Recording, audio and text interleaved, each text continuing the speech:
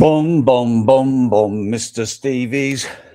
Slightly rushed. Thank God I hadn't had to prepare for this too much. Toy Tales show thing. Oh my gosh. I'm out of breath. Today was meant to be an easy day. A nice, easy run into a very easy show where I didn't have to prep for anything. But I got somewhat distracted by a lot of wombles, which we'll talk about a bit later. Anyway, welcome, welcome, welcome. Sunday afternoon. Hope your weekend has been going well and the weather is lovely where you are. It is kind of miserable and dank where I am, but never mind. We are here to talk.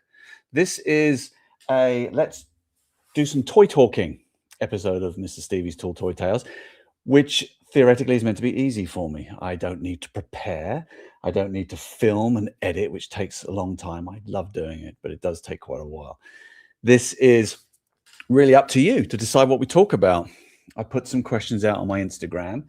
I always never know which way to Mr. Stevie 18 on Instagram. If you're not on Instagram, feel free to come on by. Come on in. The water's lovely, as I've been saying in my reels. And I've also put some questions or requests for questions out onto the community area of this YouTube channel, which I'm finding out much more about. I didn't even know there was the ability to post on YouTube. So that was quite cool as well. So it's all about questions. And I can answer some of them I won't be able to answer. Don't worry, I'm pretty good at skirting around things I can and can't talk about. I'm here in my capacity as a collector, not necessarily as a Hasbro employee, but I'll talk about things if they're broad enough. And hopefully we can have a little chat. And if this thing kind of works out, we'll do more of it. Anyway, so hello there to everybody. Everyone's doing the hello there, hello there, hello there, hello. Let's get in with the questions, shall we? I've got a few prepared. Now, I can only put 5 up ready for StreamYard, which is a shame. I wish I could do more, but I can't, so I won't. So we'll start here, and then I'll come back to you. You chat amongst yourselves because you can see each other now, and your little kind of a comment spread running up and down the side of the screen, which is kind of cool. So let's start with one. I actually can't even read these. I'm just going to pick one. Let's pick that one. What does that say? Dean Lee, 3.75 Dino. Probably one of my, I think you're a top star subscriber, Dean. You got to get out more, mate. Get across to that harvester a bit more often. Anyway, Dean says, have you started to display your HasLab Cantina and do you have a plan for it? No and yes is the answer to that, Dean. My Cantina is actually in that box over there, on top of the box that I got to give away. I got to take to Ohio in a few months, and I haven't put it out yet. Now, those of you who know my collection, I hate doing this mirror thing. All my Star Wars stuff is over there. You can see it in those sort of two cabinets, and they're all arranged quite nicely and kind of uniformly. And I think it's a bit boring, if I'm honest.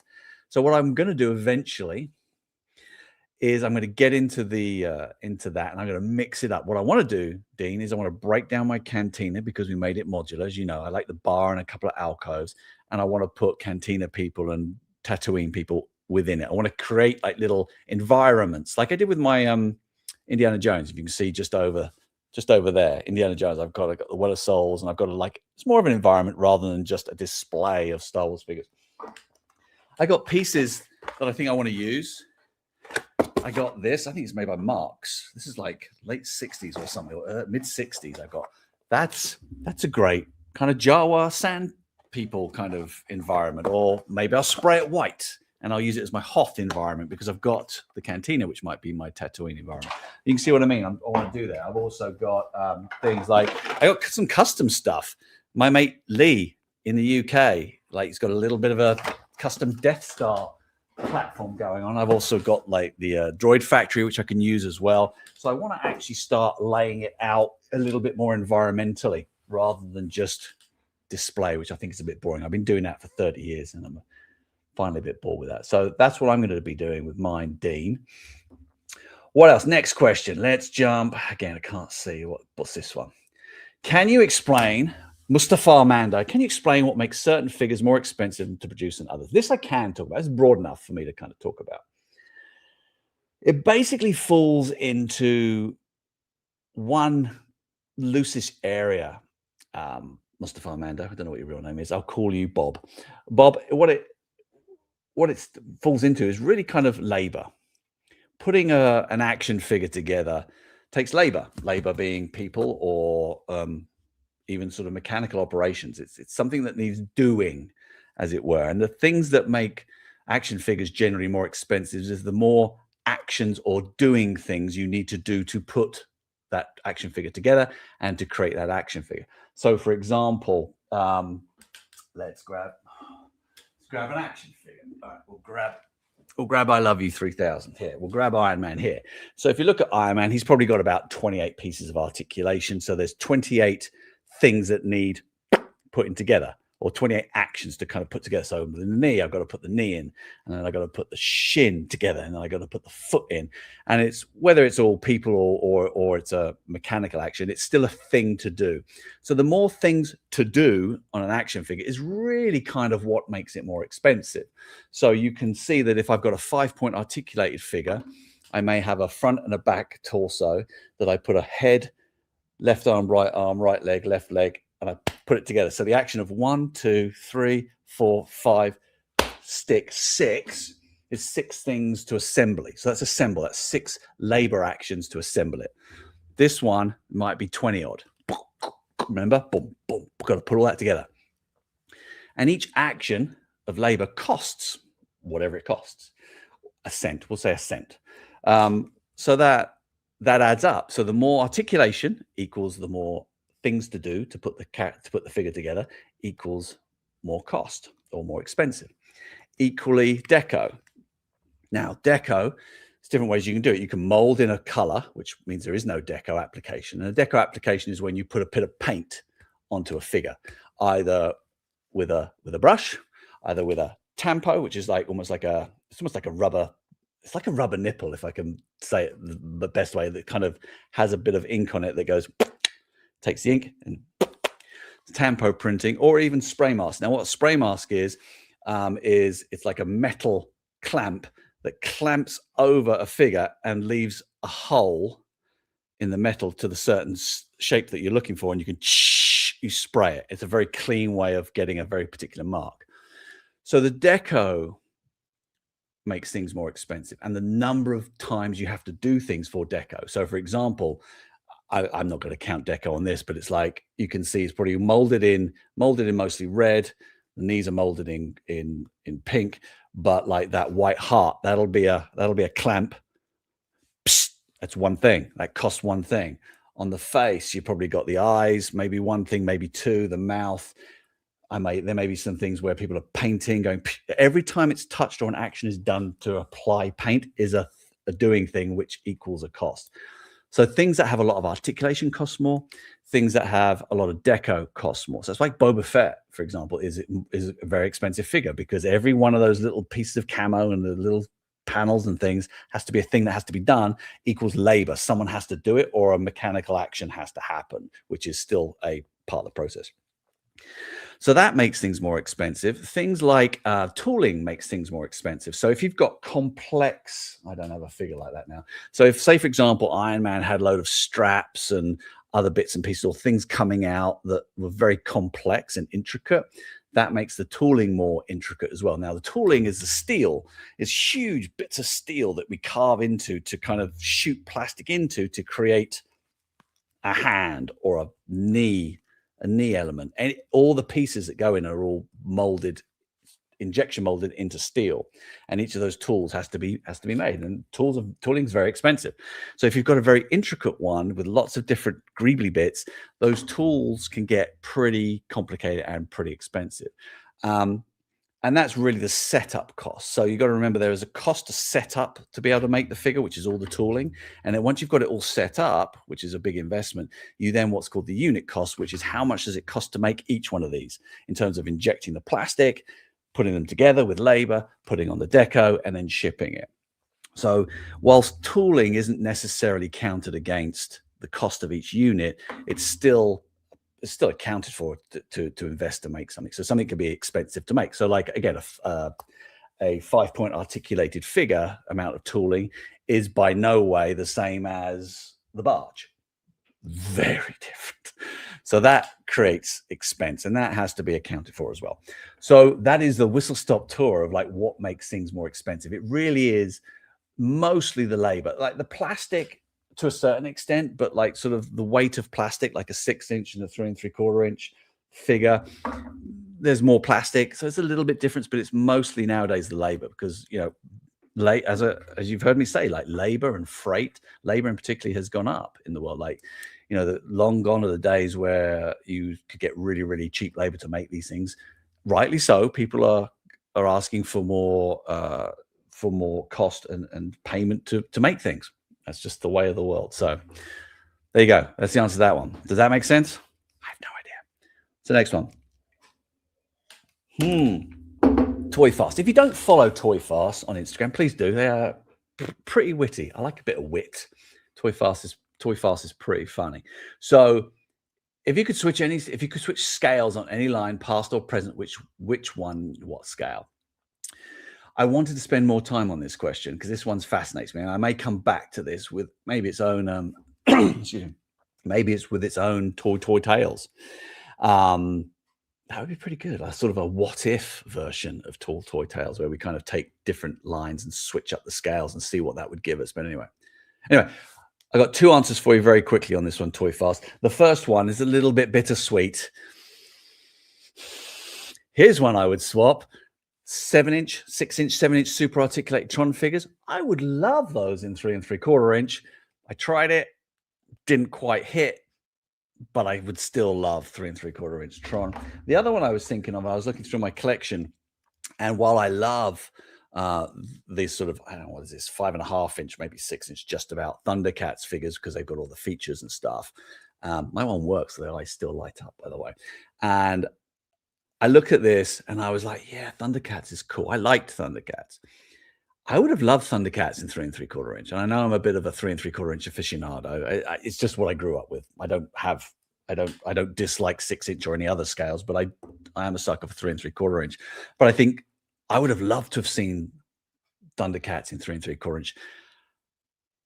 I think because I would have loved to have the Thunder Tank and the Cat's Lair at that scale. So like, imagine the Cat's Lair at this scale. It'd be a bit bigger than this. It'd be kind of like this scale versus, the sort of 6-inch scale, which is impressive. Don't get me wrong, but it's freaking huge.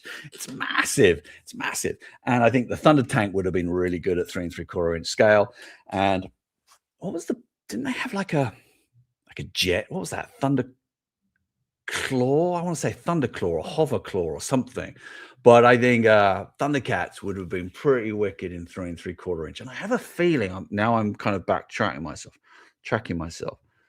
When the new animation came out, what, about 10 years ago, I want to say? Was it 10 years? You guys help me. Was that 3 3/4 inch? Because that was a cool bit of animation. But the toy line didn't last very long, if I remember correctly. I need to, hang on, Action Figure TV Insider, yeah. Yes, they did. You're right.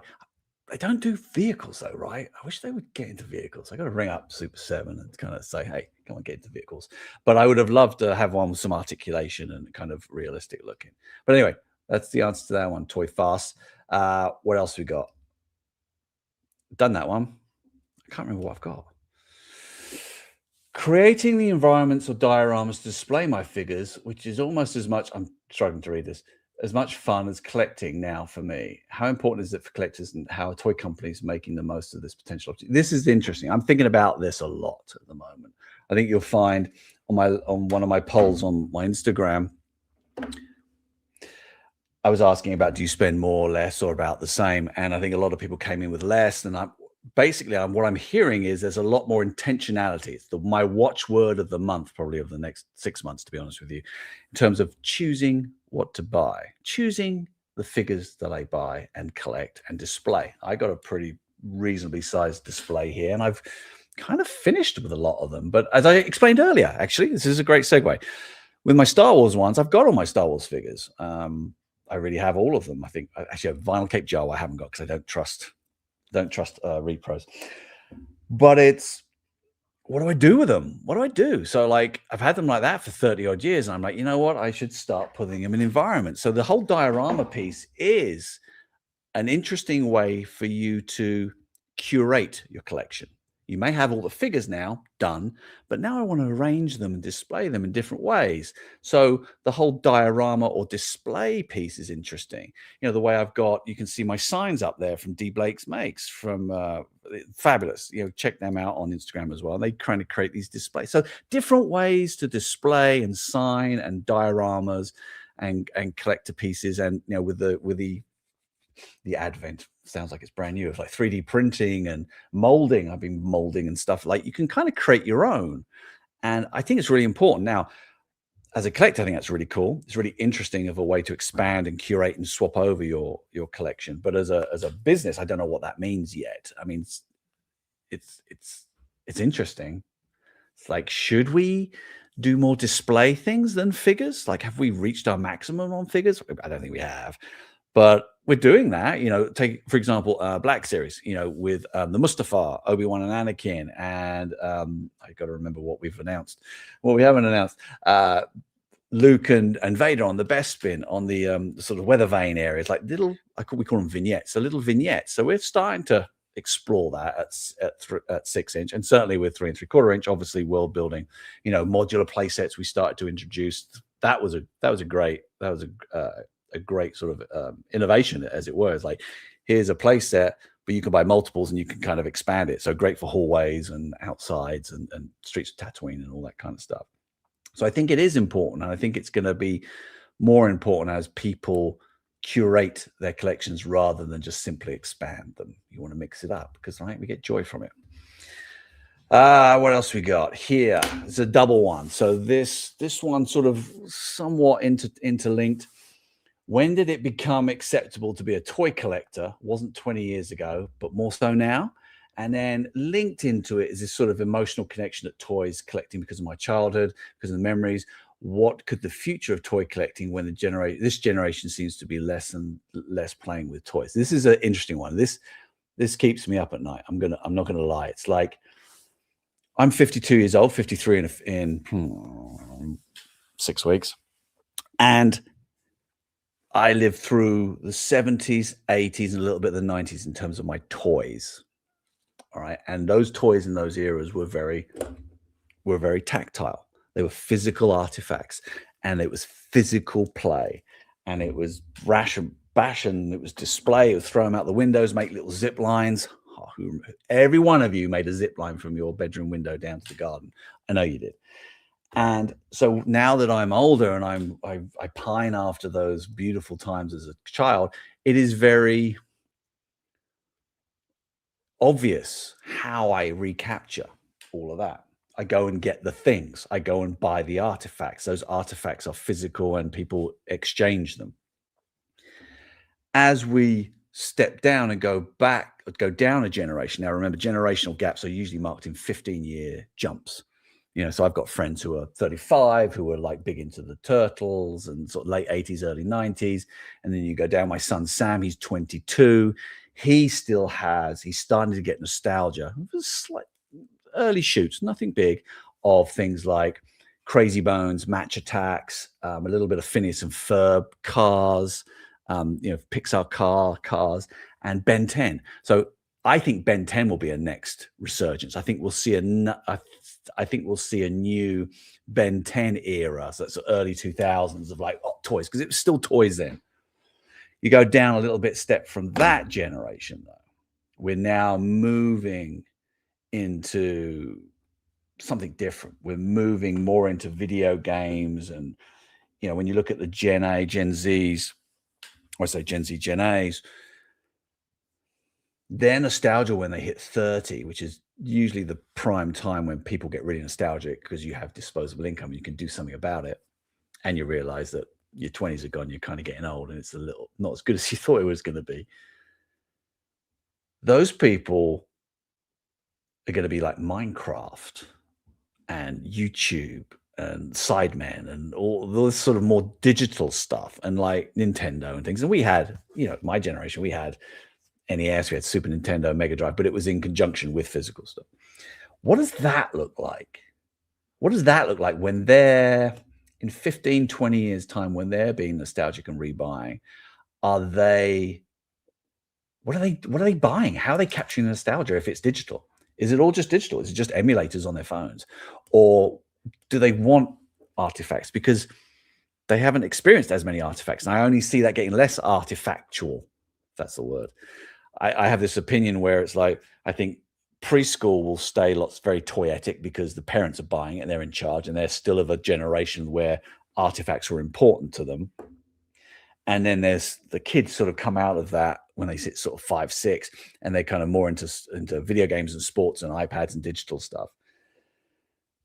And then they come back in as collectors nowadays. But like in the future, I don't know. I don't know what that looks like. I don't know what toys mean in 20 years' time. Will it change? Yes, I think it will. Will it fade away? No, I think it will kind of just evolve. And you got to remember is that these are important to us because they meant something. It doesn't matter that these won't be important, or maybe as important to Gen A's, because it's not important to them at the moment. Minecraft and YouTube is the important thing. But at the end of the day, they will find their nostalgia. They will find ways to collect and reconnect with their childhood, guaranteed, because it's a human need, it's a human want and a human desire that does it. And that doesn't change, I believe. It may slightly realign and evolve a little bit, but I think fundamentally the reason we collect, the ABCs, achievement, belonging, control, remains the same. So I don't know the answer to your question, to that bit, to the top bit where it's when was it acceptable? It's always acceptable. What are you talking about? It's always acceptable. It's always cool. No, it wasn't. When I started collecting like the early 90s, it was very odd. People were like, what, why are you getting toys? You're like 20. Like, what are you doing? But as I kind of got my job in 99 and sort of, I would probably say early 2000s when Geek Chic, all that came in, and I think, sort of blind bags and Pokemon cards and that sort of thing came in, and it was kind of cool to be geeky. And like now it's like, it's rad to be a toy collector now. How long will it last? I don't know about that one. I don't know. Forever, I hope. It kind of will. I think it's zeitgeist now. I think it's just in the culture. Collecting and reminiscing and nostalgia is just kind of cool. Anyway, that's my opinion on that one. That's less of an answer and more of an opinion. Was that all of them? Yeah, done that one. Done that one. Done that one. Done that one. Done that one. I've done all of them. So I've done all the answers that I've pre-selected really quickly. What questions do you have? Now, this is where I start. God, there's quite a lot of you here, isn't there? Hello, everybody. Let me just say hello to somebody, people. Let me pick one off. Nicholas Dickens 2801. What is your favorite era of Star Wars and your favorite character? Oh my God. All right. Original trilogy. Empire Strikes Back is my favorite movie. Because of my age, of course it is. But it's weird because, like, you got to remember in the prequel trilogy, that was a time when I got a job at Hasbro, 1999, when Phantom Menace came out, saw me desperately trying to get into Hasbro because I would get free figures. I was smack bang in the middle of collecting. And so that has that sequel trilogy, the hype for it, and my experience getting my first real job, I think gives me a very soft spot for the prequel trilogy. And I also love it now that it's now kind of like a hot property, like Hayden Christensen's kind of mirroring his character. It's kind of like fall from grace redemption arc is just perfect. I love that. I think that's really kind of cool and funny. And I have a soft spot for the sequels, particularly Force Awakens. I have a real soft spot for Force Awakens. I think it's a good movie. I think it meant a lot to me because Star Wars was when I was a kid. Prequel trilogy is when I got a job at Hasbro. And then the sequel trilogy is when I got a job running the Star Wars team, the Star Wars design team. And they are knitted into my psyche some very, very fond and proud moments. So it's a little bit of a Switzerland answer, I'm afraid, where it's like, yeah, all of them, but they all have their different places. What else we got here? Actually, again, Nick, I didn't realize you asked some good questions, Nick. What license do would you love to do if there were no issues? There's always issues. Say Star Trek, Doctor Who, wrestling. What do you think? Like, oh yeah, oh this one, this one's easy. I think the biggest one I'd love to do, Nick, is Asterix. Now, many of my American friends won't know what Asterix is. Give me a second. Asterix. Yeah. Do you like my Tall Toy Tales nitty thing? My daughter made me that. Asterix is an old 60s, released in the late 60s, and there's about 30 odd books. You got 32 books. And it is a cartoon character, Belgian, got Skinny and Underzo. I think they're both dead now, but it's a kind of a funny comic thing. And there's been very sparse and sporadic action figures. They're huge in Europe, particularly obviously France and Belgium and Germany around there. But I love Asterix. I think it's generally funny. I think the character design is really good. They have a good environment with it's all sort of medieval villages and things like that. I would love to do an proper Asterix line of articulated figures. That would be pretty awesome. I would love to do the Wombles. If you haven't been following me on Mr. Stevie's Customs on over in the other playlist on my YouTube, I've been making up little Womble figurines out of I've been adding legs to Wombles. Go and check it out. You can see I've been doing it today. I'm covered in paint. I love the Wombles. I love a lot of the old British kind of children's television programs like the Wombles. I love the Mr. Men. I know they're bringing back the Mr. Men. They've moved the Mr. Men back to their original design, which I think is awesome. And I believe they're doing a movie. I think that was been announced. So I look forward to see if they can make articulated action figures out of the Mr. Men. I like the Mr. Men. Mr. Men, Wombles, Morph, love Morph. So I'd love to do some of those kind of old British children's television characters from my era. All right, what else is going on? Let's zip down here. I haven't questions. What's this got?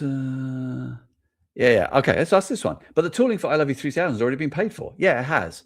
Remember, I said tooling and the unit costs are different. All right, so sometimes if you have a lot of tooling, it kind of factors into the overall cost. But you've still got to make the figures. It doesn't matter if the tooling exists to a certain extent, because you still have to pump the plastic in, put them together, do all the deco and all that kind of stuff. So it still costs. So just because a tooling exists doesn't make it necessarily cheaper to make. It's just an investment. It's just an investment balance that's different. Now, remember, if we do want to make loads of new tools for stuff, then to have tools that already exist helps blend that cost over the entire line. Hope that makes sense. Let's go down here. Yes. Oh, Nick. Oh, Nick's got star commented today. Yeah. Fabulous. Thank you, mate. You've been too kind. Like most things in life, when I finish them, I look at them and go, I don't like that, but that's okay. Disappointment is a motivator for the next thing. Joe Bit Toys, Happy New Year. Appreciate what you. Thank you very much. I appreciate it. It is an absolute joy. There's no bigger pleasure in my life. Actually, don't tell my wife that or my kids. That's not true. Or my mum. There is bigger pleasure, but I like this stuff. Okay. This one. Does the tooling for HasLabs get destroyed or kept just in case? Let's talk about tooling generally. So tooling gets kept because as the commenter a couple of moments ago suggested, like, hey, you already got the tools for that. Yeah, so we keep it. It can be prove useful. I think just generally as good practice, we can kind of keep tools, but tools don't last that long. They don't, like a lot of people say, for example, when we release the retro or we look at the retro line and they go, oh, that tooling exists. You could just use the molds for Hammerhead or for whatever. And I'm like, no, that's gone. From like late 70s. No, that's gone. That's gone. Tooling usually lasts like 10, 15 years before moisture and stuff gets in, because these things are big and they're steel, so they rust, right? And they're kept in warehouses and things, and there's so many tools we have, and humidity and things, it eventually gets into it. Now you can flake it and you can kind of clean it all up, but eventually the tools will go. So I look back and kind of for tool reuse, like 10, 15 years, I'm like, yeah, it's going to be okay. But anything beyond that, it sort of starts to get a bit, maybe, maybe not. It's like a roof on a house. 20 years, or your furnace or your air conditioning unit. It's like 20 years, you kind of go, no, it's not going to be good. What else have we got? What's this? Des T22. What's the process of how you choose new characters for the next wave of figures? No, it is an art, not necessarily a science. It really is about looking at the overall story of the line for the year, knowing what you want to do the following year. Because remember, we sometimes reuse tooling. So like if we can create a figure that has tooling that we can reuse for another figure next year, that makes sense. It's nice to kind of think ahead. It's like a game of chess, if you're on it, if I'm honest. It's like, all right, here's my move. What's going to be my fourth move after that? Okay, and then let's make sure that this first move makes sense. So there's a little bit of that. So there's a little bit of planning over years. There's obviously, if we've got new entertainment, we've got a new movie coming up this year, Mando and Grogu. We've got new movies. We've got to support that. So we choose characters from that, and like which are the ones we're going to do, which ones are we going to represent, and then which ones are we going to chase. Probably can't do all the characters all at once. Sometimes we don't have the reference. It's not ready, or it's not finalized. So there's like, what are we doing for movies? Then it's like, what is the main story? So is it Return to Tatooine or similar stories, or is there an anniversary? So anniversaries are good, like especially in Marvel Legends, we do that a lot. So like, oh, it's Spidey's 65th, let's do this. So it really is a sort of a smorgasbord, which is one of my favorite words. I love that word, smorgasbord. A smorgasbord of opportunities that we kind of try and pull together and then knit. And then it's like, well, what do the fans, what are they asking for? What are they asking for? What can we afford to do? What makes sense for the future? What makes sense to support our partners and the overall line? So it's quite a head rush. It's quite a difficult thing to do. And so as I go back to work, next week, sorry, I'm gonna hide that. Sorry. As I go back to next week, I'm thinking about 28. And it's very early kind of plotting. It's like, so I'm trying to think of those things, like what's the thing? What do I want to do there? What's that story? And just kind of blocking in thoughts, ideas, innovations, changes, easy things, difficult things. And then we start it's called the martini glass. We throw it wide and then we narrow, refine, narrow, refine, narrow, refine. And then that's the line. So if a line of figures, say, for example, is 70 figures we do in a year, that usually starts off with like 200 options of like, all right, what are we going to do? Then we kind of whittle it down, compare and contrast. What else we got to do? In your career, so I can't even read these. In your career so far, what's your proudest figure toy? Blah, blah, blah, blah, blah. It's undoubtedly, is it? Yeah, at the moment, it is the barge. I think that being involved in HasLab, and the story goes, I've told this a lot of times, but I'll say it again. The story goes, I was sitting in a room with Jonah Navaji, and we were going, how are we going to do the barge? Everyone's talking about the barge. It's like an urban myth. Like everyone's saying, no one will do it. It's too big. Oh, wouldn't it be great though? Oh, it would never sit on shelf. And we were like, yeah, it never will go on shelf. It's too big. Like what retailer is going to keep that on a shelf for a while? It's going to be really expensive, and it's going to go on shelf, and it'll get clear out, and people will be able to pick it up and we'll lose money, and it'll be pointless, and we'll never make anything as big again. And then we went, well, why don't we crowdfund it? How about if we get people to promise to show a promise to purchase it, and then we know that it's worth doing, and it's we sell it for the price that we advertise it for. And it was like, let's do HasLab. And let's do a crowdfunding thing. And like everyone was like, what? Hasbro doesn't do that. And we're like, yeah, but it's a way of bringing it out. It's a way of bringing these sort of dream, either unusual or big or expensive items out that would never normally have a good chance of success at retail. So I think that was my proudest moment. A, because we innovated and we found a different way to do things, which I think is something I'm always interested in. B, it's something that everybody wanted, and it's a cool ship, and Mark Boudreau worked on it. and see the reaction we get to it. I remember announcing that at New York Toy Fair, 2018. Wow, it's 8 years ago. It's 8 years ago, like in a few weeks. I announced that, and grown men were coming up to me crying and hugging me and going, "Oh my God, thank you. This is so great." So, like, how can that not be the proudest moment of my life? I think that, and with the TVC relaunch, kind of is up there. And there's a few little bits and pieces that are in the works at the moment that I think might challenge that I'm very excited about. But can't tell you about that. So you have to wait for those ones. All right, what else we got?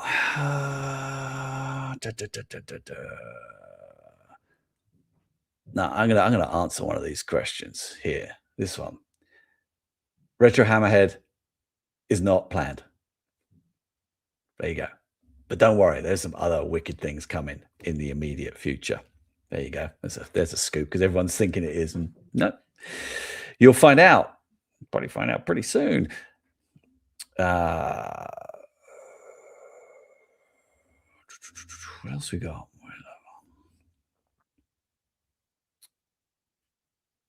Yeah. I'm searching back.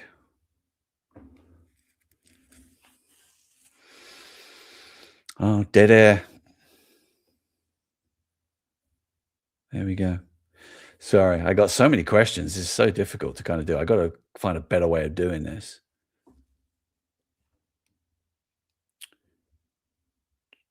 What's this? I'm not even, see if I can answer it. Q, what are some of the best parts of toy developing and what are the worst? Also, best, worst parts of toy collecting. Okay, that's an interesting one. Great. Phew. Thank you. Thanks for saving my dead air there. That's terrible.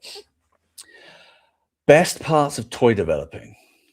I like this part, as I just mentioned. I like this sort of like, what could it be? What is the story? What are the emotional hits I want to do? Because, as I've said, I lead a team. I'm like a conductor. I don't play an instrument. I don't do the design work. I don't make the figures. I don't design and decide what the action's going to be and all this kind of stuff. I have an oversight of it, and I will put my two pennies worth in. You can ask Chris, Eric, and Dwight.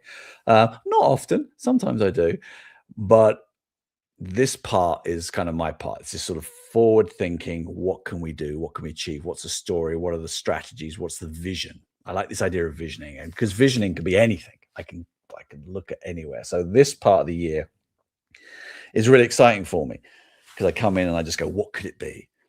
And I have certain thoughts, and then I take it to different partners, and I take it to the team, and we kind of I ask them to break it. I'm always asking people to break it. Here's an idea, right? Break it. What is the worst part of it? How do we make it better? So that is the best part of toy developing for me. It's probably bookend. It's probably like the beginning and then the end. When I see a kid or a fan engage with something that I've worked on or have been part of, that's deeply satisfying. When people run up to you and they're crying and they're giving you a hug, yeah, that's satisfying. Of course it is. The worst part is probably the debug time at the end of it all, and I don't do much of it. It's just stressful. Like when we're nearly done. When you're nearly done, you get everything ready. It's almost like when you're cooking, you finish the meal, but it's plating up and it has to all look perfect because you have to present it to the consumer, present it to the fans. That bit kind of stresses me out a little bit, because there's always something. There's always, oh, this isn't quite right, or this doesn't fit. And there's always a mad rush at the end to kind of get everything together and set. That's a little bit stressful. I wouldn't call that the worst part, though. Like, it's not bad. None of it's bad, I don't think. But yeah, it can be stressful. This is a great job. I love my job. Like, there's no other job I'd rather do. But of course, it can be stressful. It's hard work. It's a lot of investment. Have you noticed how much I'm on Instagram and doing this? This is in addition to the job I do back at work. My wife often asks me, like, what the hell are you doing? Like, why are you doing all this? You don't have to do this. And I love it. So it can be hard work. Worst parts, the best and worst parts of collecting. So the best parts of collecting is the hunt, most definitely. It's like trying to find stuff. How am I going to hunt down my Lord of the Rings, Ralph Bakshi 1978 Knickerbocker, Gandalf hat and cane? I've got the figure. I love him. He's fabulous condition, but I need his hat and cane. Like, that's exciting. How am I going to hunt it? How am I going to find it? That's really cool. And I love displaying it. The worst part of collecting is, I tell you what I don't like, and I'll be honest with you, I don't like, I I have this phobia of desperation. And what I mean by that is, like, I will sit and wait for hours in an airport and not have a problem with it. I have pretty good patience in waiting and just waiting.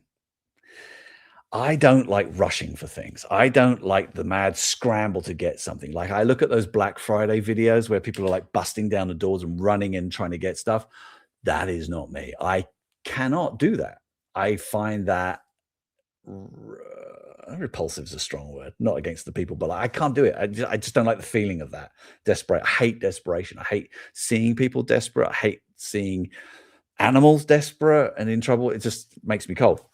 So I think, example, my daughter collects Pokemon cards. She'll thank me for announcing that, but she does. She's got right into it, and she's like running around, and we're trying to chase things down. And like, there are some people that get really serious about getting it, and it gets a bit violent and gets a bit desperate, and I don't like that. So I think that for me is the worst part of collecting, is this sense of desperation to get something and this sort of competition, and it can get a little bit icky. I don't like that. I don't enjoy that at all.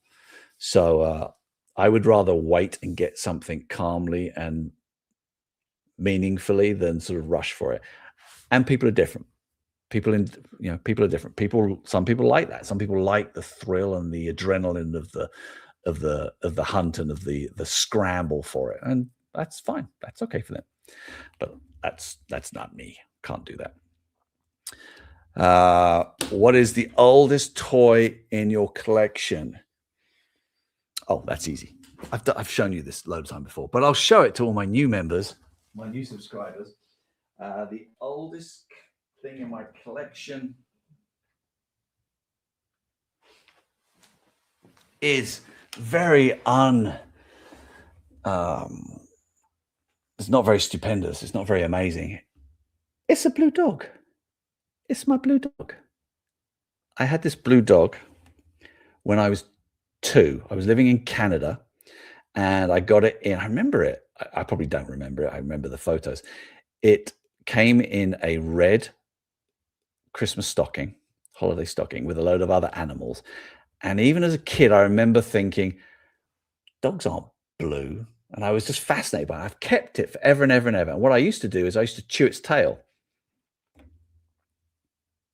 I chewed the tail off, and I still have the tail. I don't know whether you can see that. You probably can't. I still have the tail of this bloody blue dog.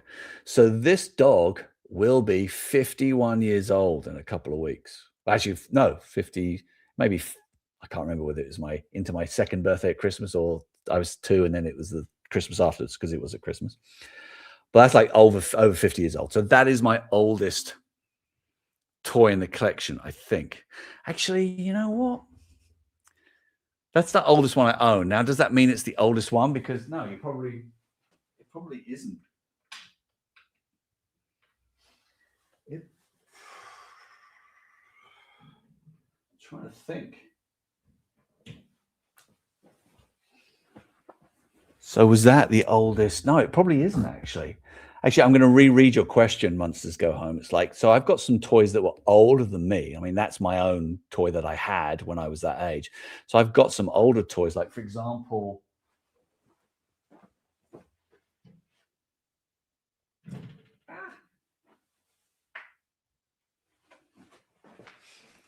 I got some Peter Pan molds. Now, Peter Pan, Disney, 1953. This is Mark's. Now, can I read? Can I read? Can I read? What year was that? I can't even read that on there. Ugh. Bear with me. I can see the copyright line, but I can't see the date. Can't see if that's 64 or what. You know what? Hang on. I'm going to cheat. Stay with me. This is live, everybody. I'm going to take a photograph. Who does this? Who takes a photograph and zooms in to see if they can see it? Yeah, you do. Let's see. Let's take that. Take a photo. Zoom in. No, it doesn't have a date. Hey, you know what? Let's do this. Let's do this. Okay, right. We're doing this live. I'm gonna take a photograph of this. And I'm gonna ask my friend ChatGPT to search for me. All right. Let's do that. Let's did that do it? Come on. Add photo. This is a green plastic molded Peter Pan from Disney's 1953 movie from Marx. Can you date it for me? When was this released?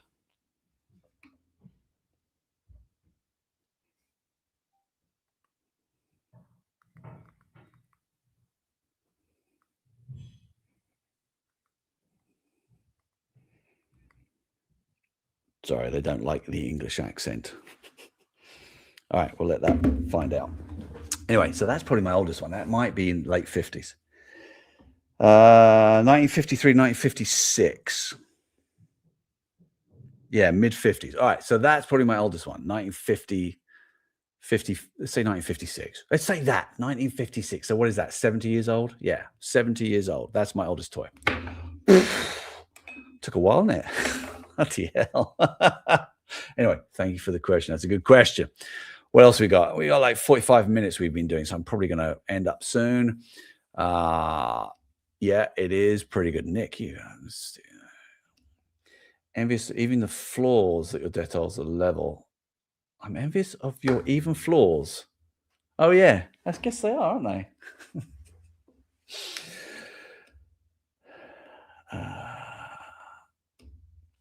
They are. Heroes and villains.